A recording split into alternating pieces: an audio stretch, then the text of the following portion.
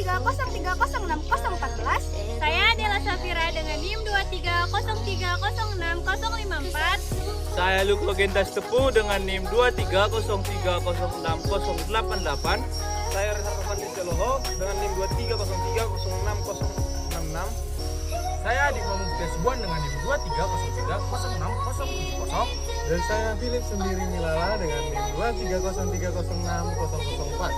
Di sini kami dari kelompok 3 perkecambahan atau germinasi pada biji gamal akan menjelaskan perkembangan tentang perkecambahan yang kami lakukan. Untuk memenuhi tugas mata kuliah Ilmu Tanaman Pakan dengan dosen pengampu Ibu Insinyur Petriani, SPT MP IPM ASEAN E. Nah, perkecambahan adalah proses di mana biji tumbuh menjadi tanaman baru. Ini dimulai ketika biji yang dorman mulai aktif kembali dan berkembang. Pada biji gamal, proses ini sangat penting karena gamal sering digunakan sebagai tanaman pelindung tanah atau sumber pakan ternak. Dalam proses perkecambahan ini ada beberapa faktor yang mempengaruhi perkecambahan benih, yaitu faktor internal dan faktor eksternal. Nah, yang pertama itu adalah faktor internal. Faktor internal berasal dari dalam benih, meliputi gen, tingkat kemasakan, ukuran, kekerasan, umur, dormansi, dan hormon tumbuh. Untuk gen menentukan sifat bawaan yang mempengaruhi struktur dan perkembangan tanaman. Nah, untuk tingkat kemasakan, benih mempengaruhi daya perkecambahan, di mana benih yang mencapai masak fisiologis ditandai dengan berat kering maksimum dan kadar airnya rendah, kemudian memiliki daya kecambah yang lebih baik. Untuk dormansi, benih perlu diatasi agar perkecambahan terjadi. Terkadang memerlukan perlakuan khusus. Nah, yang kedua itu ada faktor eksternal. Faktor eksternal sendiri berasal dari lingkungan, meliputi air, suhu, cahaya, media tumbuh, dan oksigen. Air diperlukan untuk imbibisi, yaitu proses awal. Jika kekurangan air, maka proses perkecambahan akan terhambat. Kemudian itu suhu mempengaruhi kecepatan perkecambahan. Nah, suhu optimal untuk melakukan perkecambahan itu ada berkisar 26,5 sampai 35 derajat Celcius tergantung jenis tanamannya, lokasi tumbuh, varietas, dan lama penyimpanan. Baiklah, saya akan menjelaskan tentang langkah-langkah. Langkah pertama itu kita merendam biji gamal di dalam air hangat selama 24 jam untuk mematahkan dormansi dan mempercepat proses perkecambahannya. Setelah sudah 24 jam, maka akan terlihat biji yang memiliki kualitas tidak baik akan naik ke atas permukaan air. Lalu langkah selanjutnya, kami memisahkan antara biji yang bagus kualitasnya dengan yang tidak bagus kualitasnya.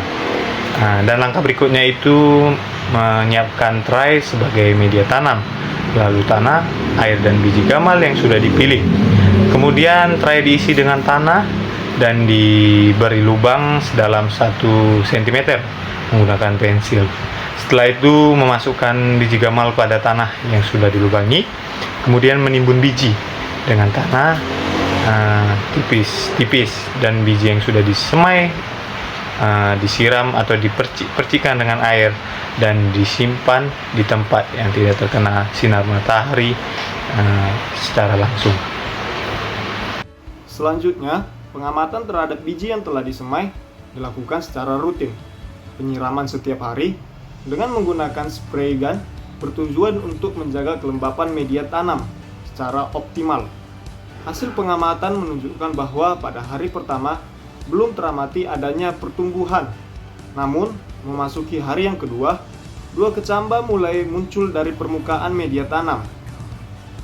Pertumbuhan kecambah terus berlanjut dengan pesat pada hari yang ketiga dan hari yang keempat, ditandai dengan semakin memanjangnya radikula atau akar dan plumula atau tunas.